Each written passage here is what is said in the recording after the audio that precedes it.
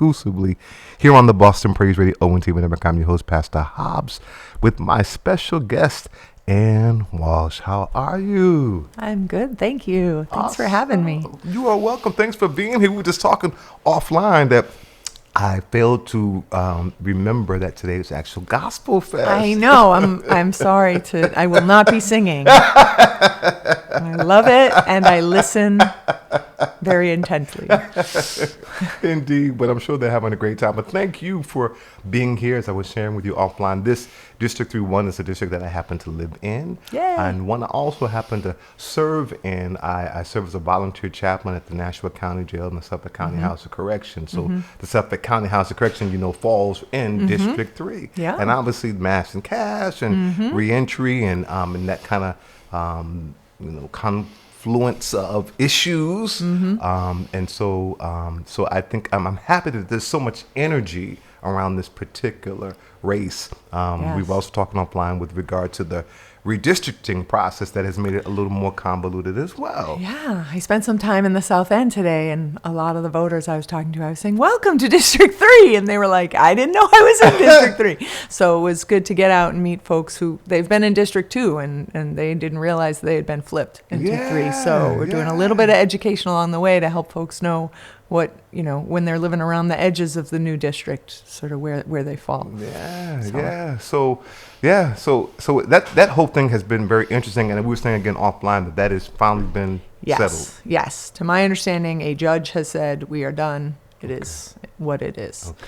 Yeah. Great. So I carry the map around on my phone so that we can look people up who live along the edges, because there's so many ins and outs. So if they go to my website, they can find the map. Oh, okay. Yeah. Okay. And what is the website? AnnWalshBoston.com. Okay, and how do you spell that? The simplest way possible. So Ann with no E, the Irish way, they say, right? So Ann Walsh, WALSH, Boston. Like our dear city.com. And I'm sure you've been asked this question. Are you related to Marty Walsh? I'm not, as far as I know. My Walshes come from the southern part of Ireland in Cork, and his Walshes, to my understanding, come from Connemara in the north. So we may be distant cousins, but not as far as we know. Okay. Have you been asked that before? Oh, all the time. Yeah, I just say I'm not related to any famous Walshes as far as I know. So tell us, who is Ann Walsh, and why are you running for District 3? Yeah, so I am, my primary identity is that I'm a mom. I have 2 girls who are 20 and 17. So I'm still the default parent and still answering the phone from college when needed. So that is who I am, and what the first lens I bring to the work is as that sort of end user, as the mom, the parent who is trying to navigate this city on behalf of my children and my community. And part of that has been me learning that there are a lot of things that a lot of folks don't know about. So I like to say in Boston, a lot of things operate by the secret knock. Right? So if you know a guy, if you know who to ask, then all of a sudden when the after school program sign up opens, or where the best, summer options are going to be for your kids, or how to get a building permit if you want to renovate your bathroom, or how to sign up for affordable housing lotteries. But if you don't know that that's even a thing, then you miss out entirely. Sure. And I don't necessarily mean that people who have the secret knock are conscious even, that they know that they have the secret knock. Sure. I'm like, other people don't know that that's a thing. And it's like, everybody knows it. Well, yeah, if you've lived here for a long time, or you bump into the right neighbor, then it feels like common knowledge, but it's not. It is not. And so my sort of first order of business, and the reason I'm running, is to make sure that Boston works for everybody, right? So that means really pushing information out, making sure that every resident of District 3 and the city at large has equal opportunity and access to all the resources in the city. So that's my reason for running. That sounds incredible. I like your signage, a fresh start. Yeah. Right? Well, District 3 is a new district, right? We've got a lot of new folks in the district, and we just went through a pretty difficult process with the redistricting, and it got a little rough in there. And I think that we need a fresh start. We need to sort of see ourselves as one community in District 3 and start sharing information and knowledge and skills across the district to make ourselves stronger and more connected, because it felt for a little while through there a little bit, divisive around who's in and out. And now I really think it's an opportunity to move forward together as one district and sort of welcome everybody in and make our communities stronger by collaborating. I mean, that's an incredible vision. How do you think, what is your strategy, I guess, in terms of how that happens? It's such a diverse community. It is. With language, with culture, and access. Right. Yes. So I tend to be, I don't know if do you know Brene Brown? She's this she's a doctor of social work. She's written some books around organizational structure, and I'm a bit of a devotee to her approach to organizational leadership. But she talks a lot about the balcony and the dance floor. Okay. Right? So folks who are on the dance floor are living their lives. They're doing their things. They're in the weeds. They're working. They're getting through. And people on the balcony look down and kind of say, well, that seems to be working pretty well. I mean, they're fine. They're dancing, they're eating, whatever. But the folks on the balcony are the ones who decide what the temperature in the room is, what time we open the doors, what time the food comes out. The decisions get made on the balcony with whatever information they can see from way up here. And the folks living on the dance floor doing the life don't necessarily know how to get to the balcony. Where are the stairs? How do you get up there? And so I tend to be a person who's a bit of a stair runner, right? I'm constantly running back and forth. So if I find out something, I'm always bringing it to the floor. If I get to the floor and folks are telling me this is a problem, I'm bringing them up to the balcony. So I tend to spend a lot of time in those spaces between folks in power and folks in community. And I don't know why I'm that person. It just has become that I'm that person. So we have a joke in our house that I've been doing constituent services for 10 years, even though I stopped working in the city council 10 years ago, because I just get calls all the time that are oh, my friend said that you might be able to help me because my kid's school, we have questions about his IEP and we're not sure where to go.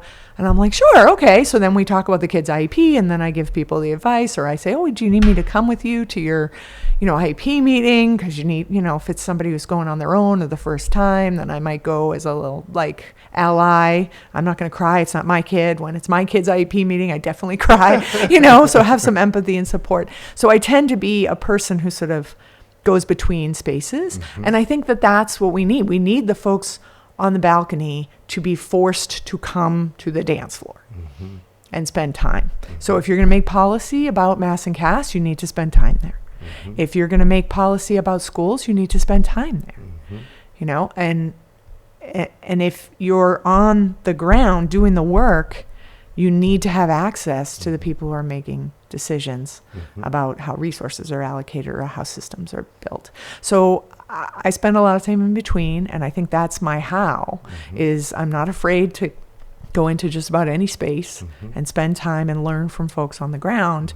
And I'm not afraid to step into spaces of power and use the privilege I have to sort of build some bridges and connections and get folks starting to talk. With that said, in the context of the school committee, right? That's a big issue. One, we're the only hybrid, I think, is that what it is now? We're not even a hybrid. We're not fully elected. That's what we're not. We're not elected at all. We're not elected. Yeah, even though the residents actually voted for a referendum that asked for an elected school committee, but it still has not come to pass. And we are the only community in the Commonwealth. So 351 cities and towns, we're the only one that does not have any elected representation in our school committee. So I understand why at some point it went away, because there was a lot of patronage, there was a lot of corruption around it. Folks who were not qualified were making decisions about schools. I get why it was brought back into the mayor's office to create accountability for a mayor, so that there was a little bit of a buck stops here situation, because it was a little Wild West back there. But I think that we need at least a hybrid. I think I understand both sides. So I think a hybrid is the first step and see how we do. But maybe you have, half plus one or mayorally appointed, or half plus one would be elected. I would go half plus one. And then you have mayorally appointed for the other half minus one, right? And so the people have a voice. And if we see it starting to go sideways, then we can make adjustments. Like, we actually have the city charter. We can amend the city charter as a council, as a mayor's office. But we need to move to a place where people feel a sense of agency and connection to, the school committee. It's wild. Yeah, and with that said, I mean, so decisions like, is it the John D. O'Brien? That there's a lot of controversy around There that. is. What are your thoughts? Well, my thought, people are like, well, should we move the O'Brien to West Roxbury or not? And my answer is, that's not even the question. The question is, like, what do the people at the O'Brien want? Right? So my understanding from talking to folks who attend, I coach softball for ADSL over in Town Field. And so a lot of my players are O'Brien students and their families, and they and their families, and then friends of mine who teach or work over at the O'Brien, said they were not told. They were not asked. Right. So really, like, if the folks at the O'Brien decided, yes, this sounds like a great plan, we are all in, this makes sense to us, then okay. Right. But, like, you can't make decisions for school communities without them. And if now what they're telling you is this is not workable, and I can understand why. Like, can you imagine being a kid from East Boston and having to go to West Roxbury every morning on the T, such as it is? Right. Like, that's an impossible ask of a 15-year-old. So it sounds like it's not a good idea. But we could have avoided yet another instance of BPS losing community trust if we had done a process where you first spend time with people in the school and you're on the dance floor and you learn, what do you need? What is working? What isn't? Are you flexible about your location? Why does this location matter to you? What is a range or an area in which it would still be okay? How far are we willing to move for you to get a better facility? And then start working with, right? I'm just a big working with. I mean, when my kids were little, we had just gotten our second kid into the Lee Academy Pilot School. So it was 2010 in the fall. And so we were like, okay, in the spring, she had been accepted. So she's with her sister, sibling preference. They're both in. We're not paying for childcare anymore. Talk about a moment of joy. And we bought a house because we were like, well, now we're staying. Like, they're in the school we love. We're excited. We made the big move. We sold our, little starter condo. We bought the house. We were like, in it to win it. And I remember saying to somebody, we lashed our future to the mast of the Boston Public Schools. And then in October, we got a letter that the school was being consolidated and was going to just become part of the Joseph Lee School because they wanted to make it K-8, and that would just be better. I was like, did anyone ask anyone? Like, if people chose the Joseph Lee School and had programs their kids wanted, great, good for them, lovely. And people were choosing Lee Academy. It wasn't under-enrolled. It was a pilot school, so it had families and teachers on the board making decisions. It had extra programming beyond the BTU contract because that's how pilot schools work. So families had chosen it for specific program and for specific reasons that made sense. And we found out the superintendent at the time hadn't even been to the school. And that decision was made because operationally it made sense. Right? So I, all of a sudden, I was like co-chair of the parent council with my dear friend Karen Jimmins, and she and I went from like planning a field trip to the aquarium to like, okay, now we're taking on City Hall. And we had all these families organizing and, trying to babysit each other's kids so people could get to English high school for Wednesday night meetings. I mean, that turned me into a pretty ferocious organizer pretty fast, right? And it was just a matter of like, had you asked? We could have said, we don't mind moving buildings, but it's the school community that matters. And we went through a big battle, and the school was actually preserved as an early childhood school. So it became K0 to first grade, but my child was in second grade and was going to third. And I went back to them like, well, now what do I do? And they said, oh, well, she can just go in the lottery. I was like, spoken like a person who has never had to put their child in the BPS lottery. Right. Like, why don't you just tell me to like walk over hot coals? Like, it's like we've already done the lottery 4 times and we thought we had hit it and we bought a house. Wow. Like, you know, so it comes from the place of having been on the receiving end of those kinds of decisions where you just feel like invisible. You know, she ended up at an independent school because there were 9 schools or something that went through consolidation in the East Zone that year. So seats were not to be had. And so she ended up at independent school. Her sister ended up at charter. Then they ended up both in an independent school. Like, we hadn't planned on paying tuition. We paid tuition for 6 years, went back into BPS, tried again.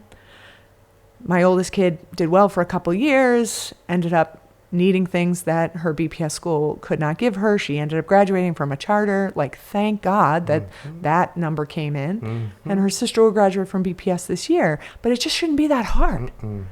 And it shouldn't be like a bait and switch where you think you're getting something and you're good, and then everything gets tossed up in the air and you got to start over. And families are going through that at the O'Brien. Families are going through that in other schools that are being consolidated. And I know that schools need to be consolidated. I understand we are under-enrolled. You can't have programs. If you only have a quarter of the enrollment of a building, your kids aren't going to get all the programs they deserve because you just don't have the funds if you don't have enough kids. But do the consolidation process with the school communities.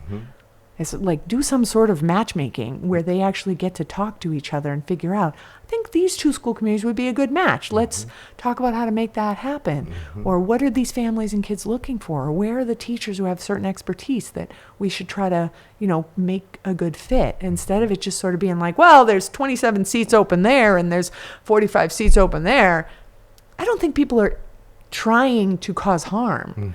I just don't think they realize the impact it has, these kinds of upheavals on families and communities. Yeah, very well said. And I get a little fired up. Sorry, no, that was long form answer. No, it's outstanding. It's real. And so we talked a little bit offline about these institutions of higher learning, and this is the educational mecca of the world. People come from all over the world for higher institutions of learning with people who live here. And public schools, you talked about charter, even vice public. So where people have the benefit, if you're fortunate to be a recipient of a charter school, but if not, then you're relegated exclusively to public school. Right. And many of them are just underperforming. How do we hold these institutions, particularly here in the city of Boston, that don't pay taxes or have this payment in lieu of taxes, but there's no real enforcement to say, are you paying? But yet they're taking up land, sprawling out all over the city. And, how do we hold them more accountable to maybe even mentor, I don't know, some kind of way with the public school system? Yeah. So one point of clarification for me, this is important to me as a parent. Public schools, charter schools are public schools. Because charter schools are chartered by the state and they use funding from the state. Okay. So they are still accountable. In Massachusetts, that's not true everywhere. And I think that's a distinction we need to understand, because I think charters nationally have a really rough narrative. If you've watched Abbott Elementary, it seems like Philadelphia has some issues with their charter schools. But in Massachusetts, they're all nonprofit and they all are chartered by the state, and every 5 years they have to go through a review and the state can close them. So it's a different experience. And one thing I want to do is create a universal enrollment so that families can see all of their choices that are publicly funded schools, whether they're district schools or they're charter schools, and they can make choices. I like this BPS school first. If I can't get in there, I want this charter. My third choice is this BPS, and then fourth that BPS, and my fifth choice would be this other charter. And families can do that all in one place instead of having to know and have the secret knock about which charter lottery that I should enter. Make it simpler for families. It doesn't matter to me whose name is over the door. It matters that there are good quality seats in there that kids deserve, and we need to make it easier. And you can't have one family that has 4 seats assigned to them because they went through all the different lotteries. So they have a BPS seat and 3 other seats, and they get to pick now. And other families who are sitting on wait lists with just the one administratively assigned BPS school that they wasn't even on their list, but it's the one that has a seat right now, right? So we need some equity, and the way to get at that is by creating a universal enrollment so that it's in one place for all families, and then you don't need to find your way around. When it comes to pilot, I have a lot of feelings. One is, it seems to me, and I could be wrong, but from everything that I can tell, it seems like the institutions get to kind of choose what they want to give. Like, it'd be really convenient if we could just let you borrow our soccer field on the days that we don't need it. Right. Like, do we need a soccer field? I don't know. Like, do we make a wish list and then they fill it, or do they just kind of like give you presents whether those are on your list or not, right? Is it like you're getting the nightgown from the auntie even though like you have 6 other nightgowns already in your closet because that's all she ever gives you? Like, actually what I need are new headphones, So I think we need to have more transparency in the pilot process around what does our city need. So if high schools need lab space and our universities have lab space, right, then that's what we need. Right. So like, okay, universities, these are the 3 things we need that you have. You got to give us one of these 3. That's right. You can't just decide that what you're going to give us is some random leftover that you don't actually need. So that's like my biggest thing with pilots is I'm not really sure how the decisions get made, but it's like, that might not actually be the most useful thing that we could be getting. And those are all in kind, right? But we also just need money. And you're paying no taxes. I understand you're a nonprofit, but some of the endowments on these places, Harvard University owns like half of Alston at this point, right? Absolutely. And as a alumna of the Graduate School of Education at Harvard University, which is the least well-funded graduate school, right? Because we don't have a lot of rich alumni, but Harvard has money. Oh, yeah. And they need to be giving not just, in-kind things, but money. And also expertise. Their students, their professors, their facilities, all of these things, whether it's Harvard or it's BU or any of the partners, and not for nothing, but churches too. Absolutely. Like churches own a lot of land and have resources and could be opening for after school programs or could be creating spaces for community and for kids to do leadership work. And I know that we got to be careful around church and state and public schools, but there are still ways to create usage of resources in our communities that are more tailored to what the community actually needs versus just what the institution wants to give. In the same vein with regard to education with public safety, that's a big issue. What is your position? There's a lot of conversation with defund the police and schools, police and metal detectors, social workers, and is it a combination of all of that? Is it? What are your thoughts? How do we address public safety? Public safety in the communities in specific, or in schools? Both. Okay. Well, it's complicated. Yes, it is. Right. And for me to try to give you like a pithy, quick answer is like disingenuous. That's right. So here we go. We have a long answer. That's okay. But, so a few things. Kids who are acting in ways that are not, amenable to schools, we need to think about a lot of different directions there. Like the kid is trying to tell you something with their behavior. Kids are always trying to tell you something. Adults are too, but kids in particular are trying to communicate with their behavior. So figuring out what it is. And our schools actually meeting kids in terms of our instruction in a way that keeps school interesting. And I know it's brutal, right? You're trying to be more interesting than a video game or a YouTube video or whatever. Like that is tough.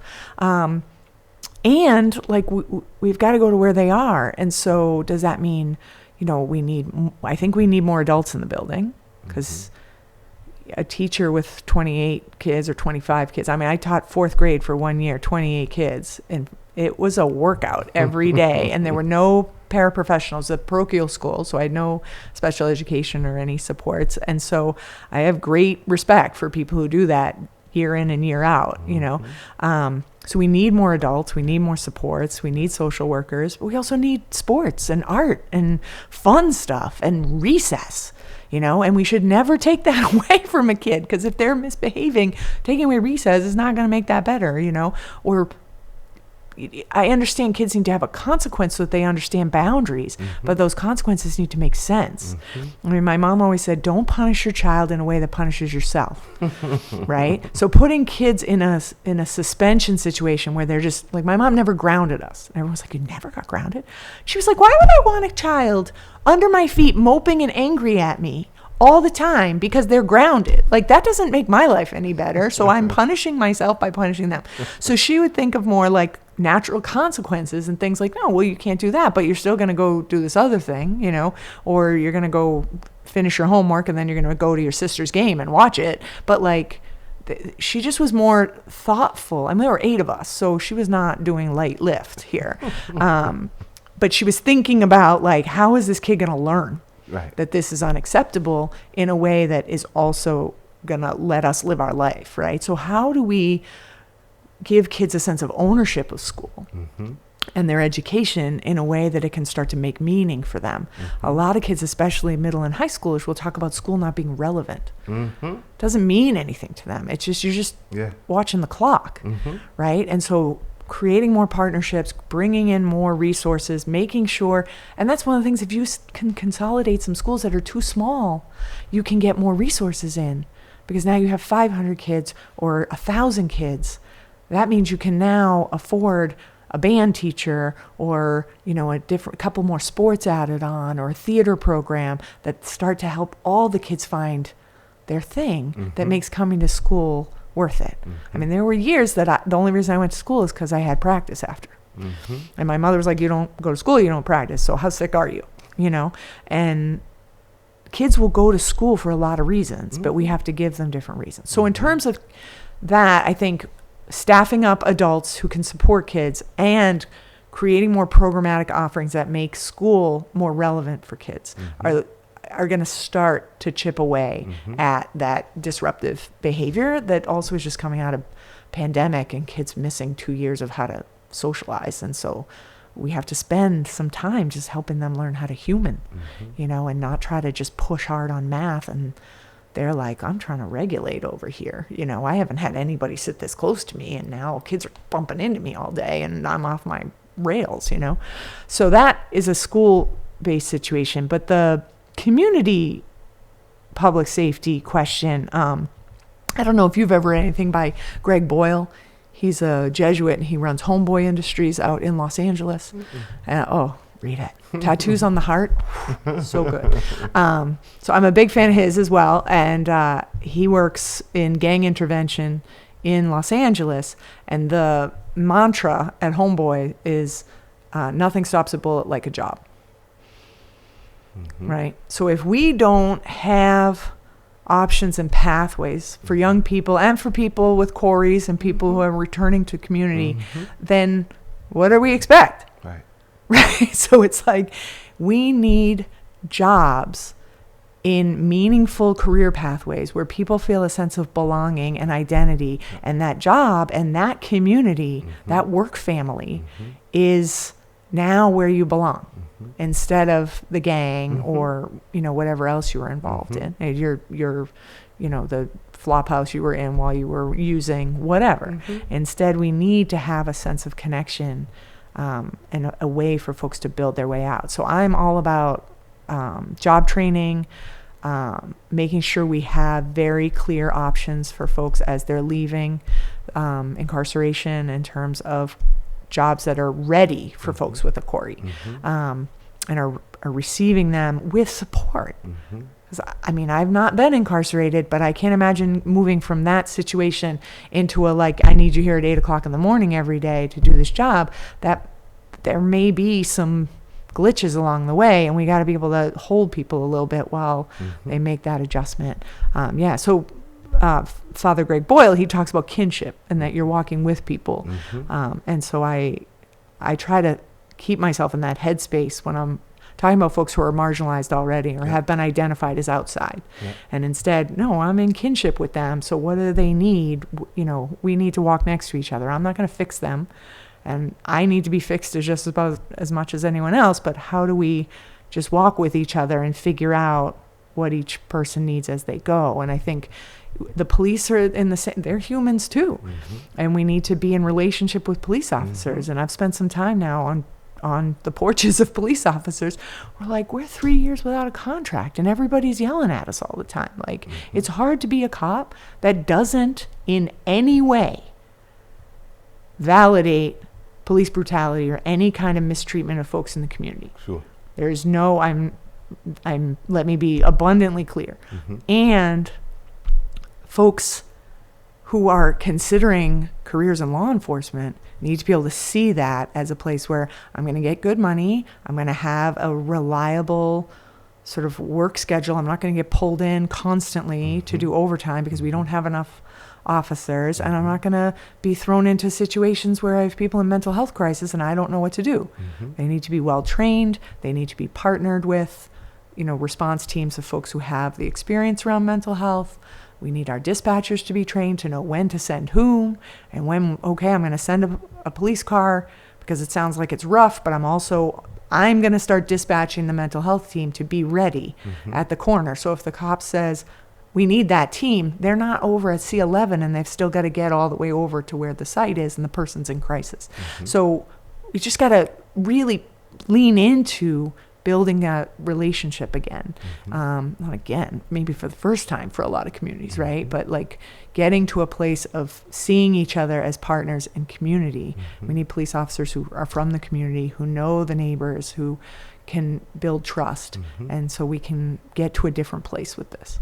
Absolutely love it. I mean, the notion of community, right? And co-creating and ownership and all that is really, but to your initial statement with regard to the secret knock and the powers. I mean, so the vision is an incredible one. The practicalities where we are now to get to that place, particularly post-COVID, particularly given the fact that people seem more isolated and insulary and tech, into the technology and social skills and interacting with each other. As you said, people are not really knowing how to really do that. We were cooped up and now we're thrust out with this kind of, I don't want to say, but almost narcissism, really. That now we're now forced to live together in community, being not even conscious of the fact that you're talking on your phone, you're loud, and you for real, you're having a conversation with someone that the whole conversation is out here where you could have the headphones on. Yeah, it's in speakerphone, right? But and it's another language, right? And so it doesn't matter what language, and someone can understand it, right? So you're just like, wow, that's just a lot. All happening at the same time. A lot of sharing. There's a lot of sharing.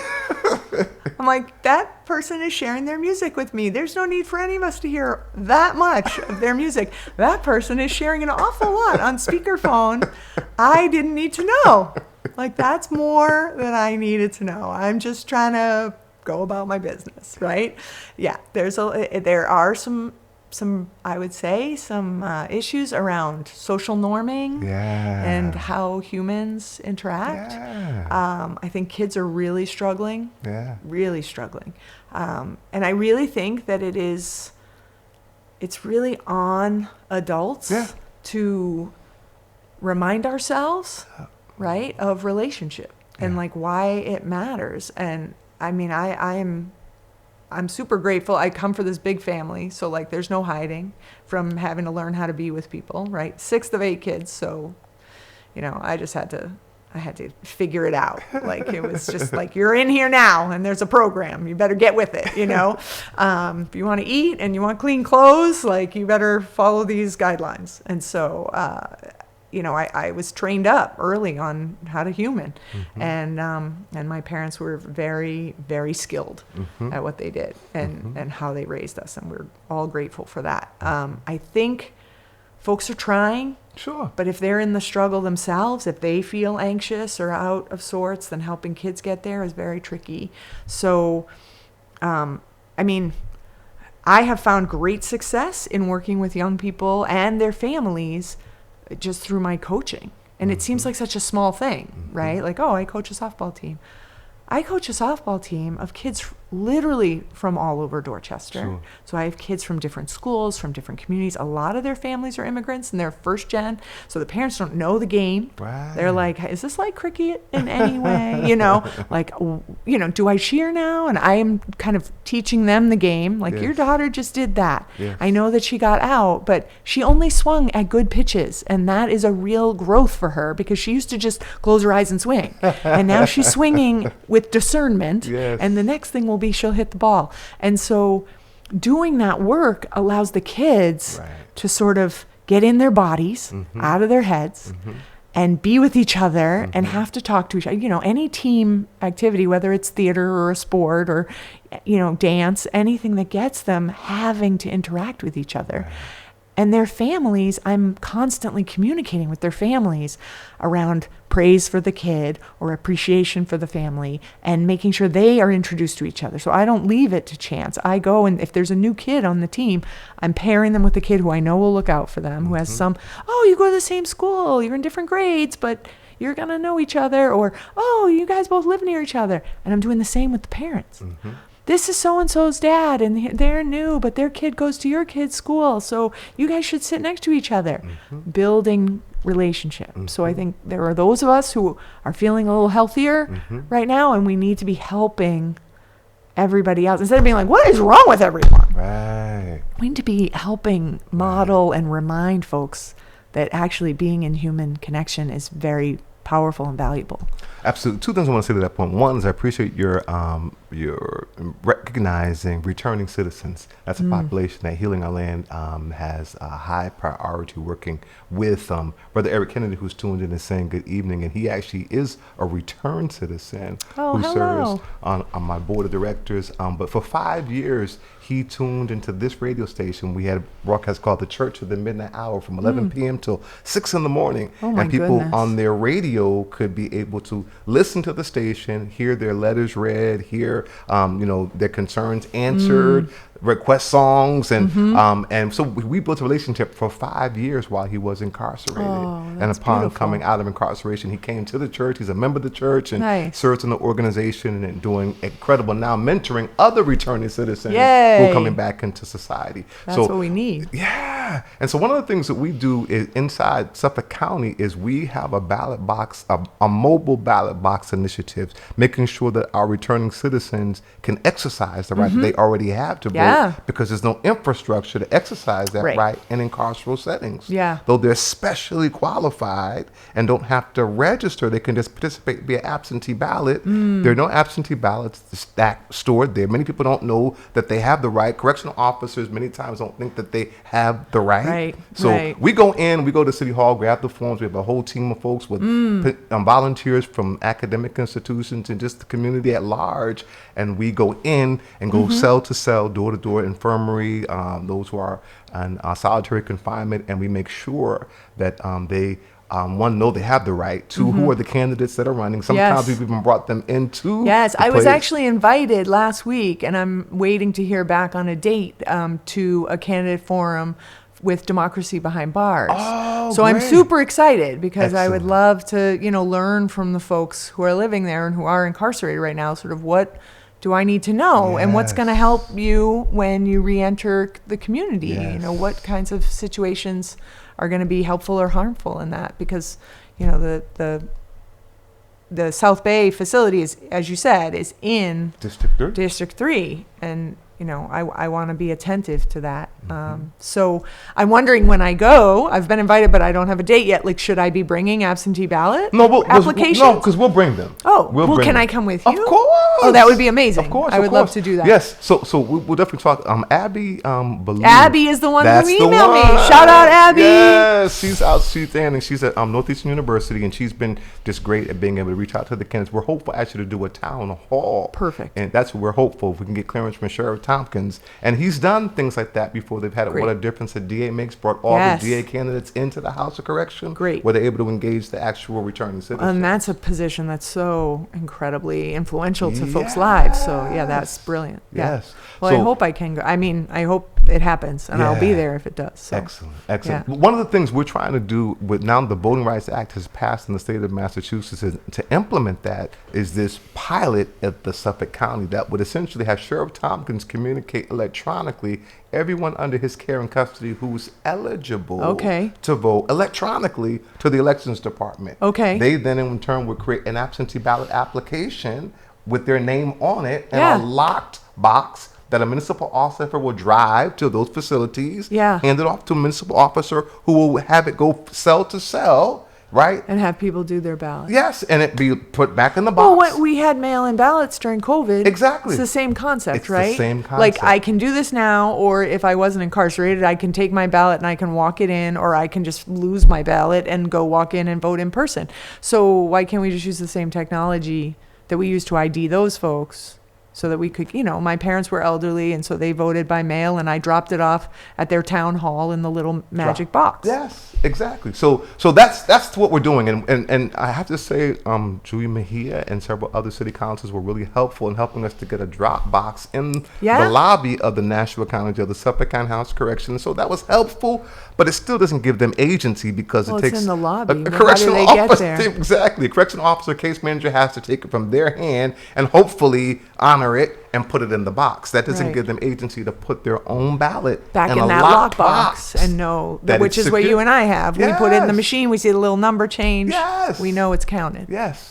And so that's the vision, and so we're hopeful to actually implement that. And Sheriff Tompkins has been right here. He's the only sheriff of color in the entire Commonwealth, and I'll tell you, I'm part of Democracy Behind Bars Coalition. Oh, great. And we know that the other sheriffs across the Commonwealth have not been as open as he has to have us come in during COVID, and even at this stage, and the innovation in terms of bringing in candidates, like that's unheard of. Yeah. But he has said he even supports those who are there who are serving felony convictions, because that's another thing that we're pushing for is universal suffrage, to restore the right for those who are felons to actually have their right to vote here in Massachusetts, as they did up until 2000 when it was taken from them as a result, unfortunately, of their effectiveness. Agencies like the African American Coalition Committee at MCI Norfolk, who was doing a lot of advocacy from behind the walls. Yeah. And so they literally stripped people who were here in the state of Massachusetts who had the right to vote as felons. Now we've moved it. There is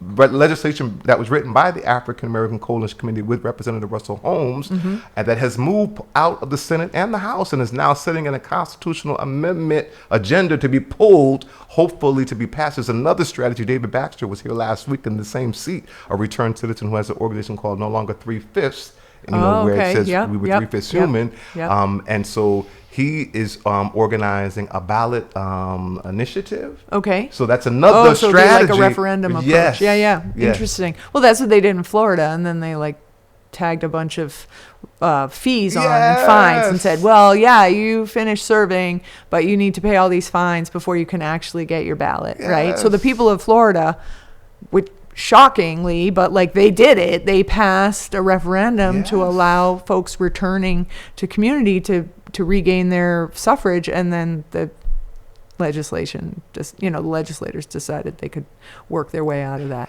So it's a matter of being committed to the concept.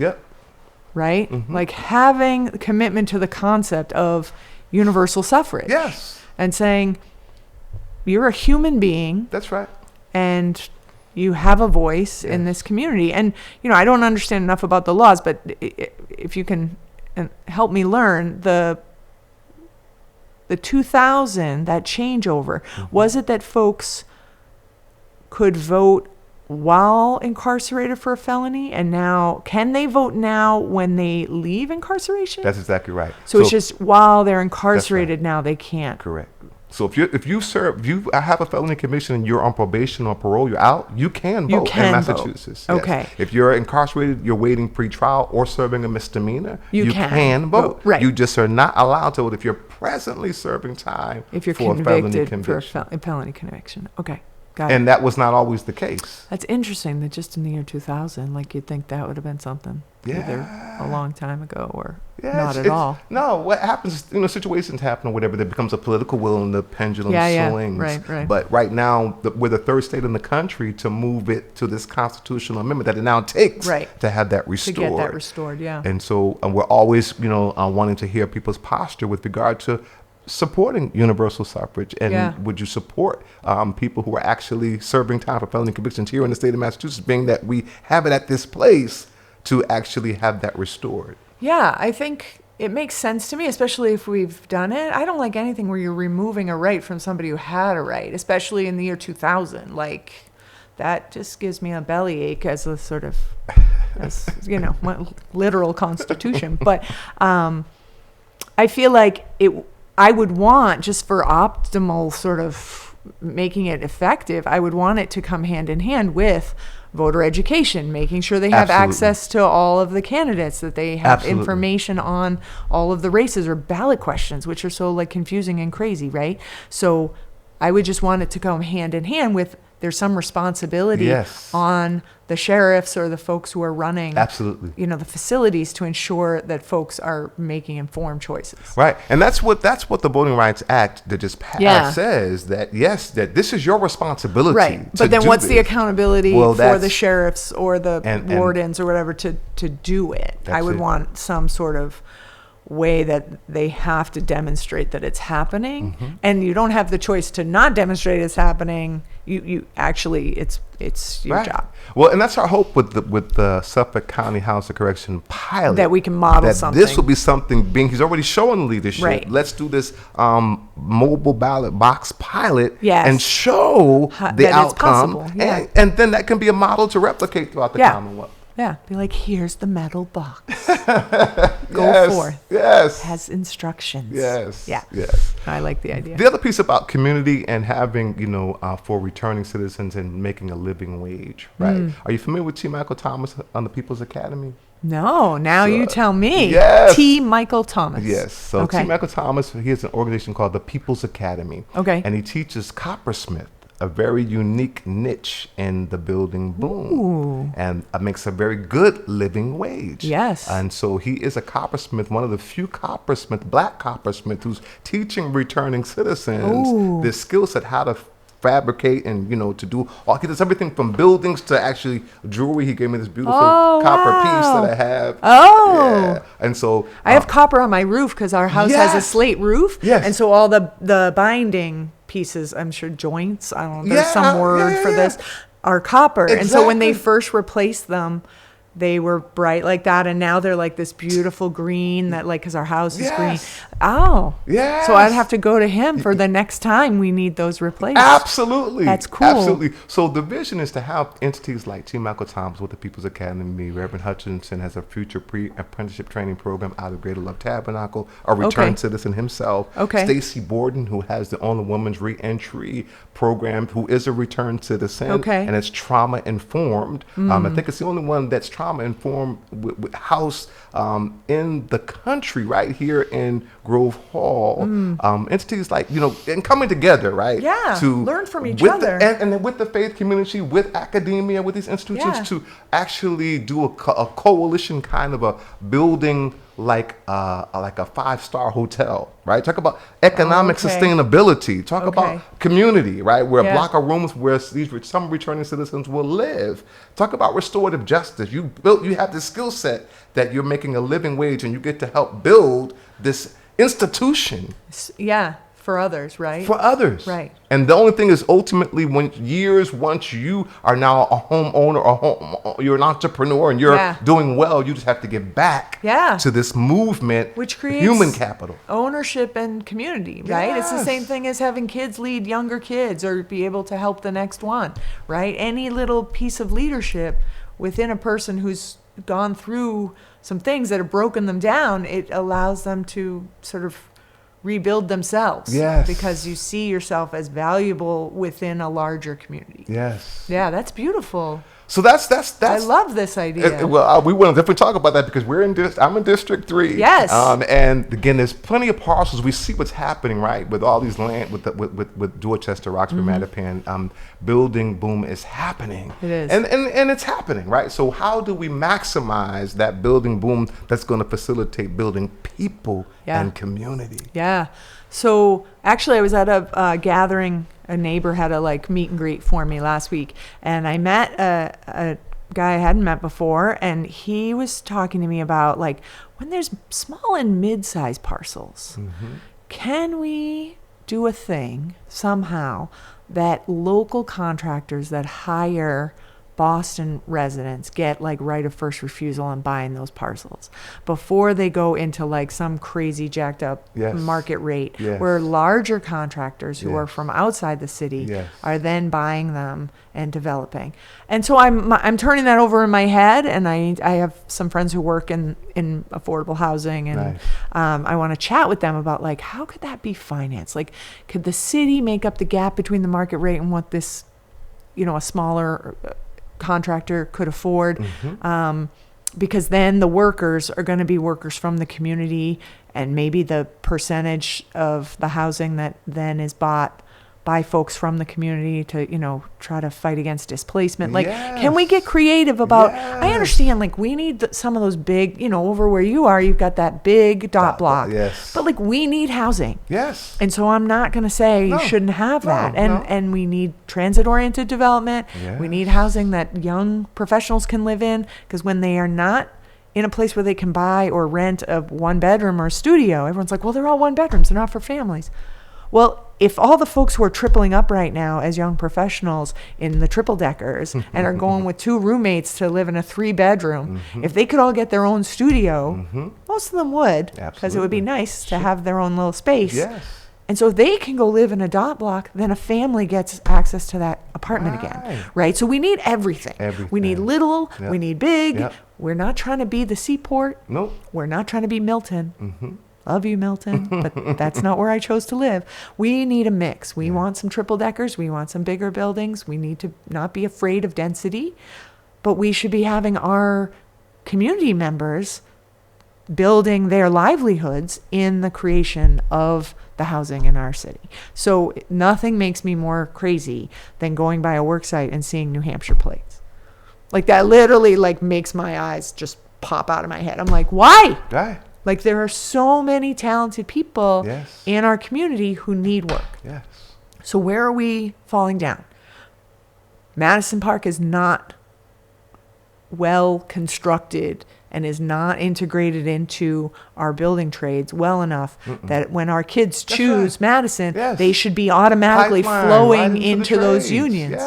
Right? They shouldn't be even you want to be a carpenter, you're going to go to Madison, then you're going to go to the Carpenters Union in that beautiful hall over, in the Polish Triangle, and life's going to be good. You want to be an electrician, you're going to go to Madison, then you're going to go over to the IBEW, it's going to be great. This is not happening. No. It's happening. Or, we have some pre-nursing program at Madison that's affiliated with Roxbury Community College. Tell me 6 or 8 kids are going through that. I need 60 kids going through that. We need nurses, and we need nursing assistants, and we need personal care attendants. We need all of these people, and we can train them in the city, but it just takes focus. And the colleges and universities, you need to help us. We need the lab, we need the resource, we need the space. And so that the kids who are at Madison are getting, and then you'll say, well, but Ann, you don't support the O'Brien moving, so how is Madison supposed to be great? I never said I didn't support. I said these are both schools that have very important missions, and we need to talk to them and figure out how to make that work. We just need to be smart and believe that we can come to some solution that is going to work and not feel well, it's either this or it's that. It's not. It's both. We are resource rich.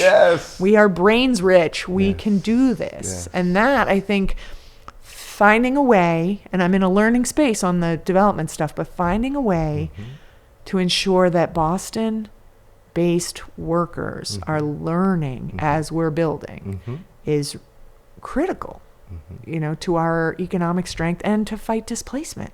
Because you want the folks who are building the building to be able to live in the building. They have to make enough money that they can buy in. Yes. So do we have first-time home buyer programs that are linked to the trades? Yes. Right? Or to being a police officer or a firefighter or a teacher, so that folks who are working in our community are of the community and can stay and can afford to stay. We just got to get outside the boxes. I love it. I love it. We have 2 minutes left, believe it or Woo! not. Can you imagine Time how flies! It really does, but it has been a joy. I'm going to Super give the fun. last 2 minutes to you to speak to our audience, whatever you want to share with them. Why should they vote for Ann Walsh, and how would they connect with you? Sure. So connecting with me is easy. You go to Ann, no E, A-N-N, Walsh, Boston.com, and everything is there. We would love to have your vote, your voice, your investment in our campaign. We are small but mighty, and so we need all of the resources of the humans in D3. Come out and knock some doors with me. It's super fun. Or call some of your neighbors, or host a party. We'll come to you, and you just bring your neighbors around, and I'll meet anybody anytime. So I am very available for conversation. You can find a contact link on the website, so you can shoot me an email and I will respond. So that is first. I ask for your vote. It is important. It's also September 12th. It's soon. It's going to come flying up right as you're trying to put your kid on the bus for the first time. It's going to be happening. So please don't forget. Early voting starts August 28th. So if you want to get it done before, back to school chaos, then by all means find that early voting or do your mail-in or whatever is going to work best for you. And I think that I bring a really distinct set of skills to this job. I worked in city council. I was chief of staff for John Conley when he was chair of the education committee. I know city council. This is the only job I want. I'm not trying to get this job to get another job. I'm 51 years old. This is the job. I'm not starting a new career here. So I want this role for this district. It's my community. I've lived here for 20 years. I love it. I'm invested in it. And I'm bringing the perspective of the end user, of the mom, of the neighbor, of the person who's trying to make this system work. And I will continue to push on it to make sure that it's working for everyone in Boston. And I will not give up until Boston works for everyone and every resident has access to the same resources and opportunities across the city. Thank you, Ann Walsh. Thank you, Pastor Hobbs. And thank you, our listening and viewing audience. And we will be back on Tuesday through Friday, 4 p.m. to 6 p.m., Sunday, 7 p.m. to 9 p.m. Good night. Good night.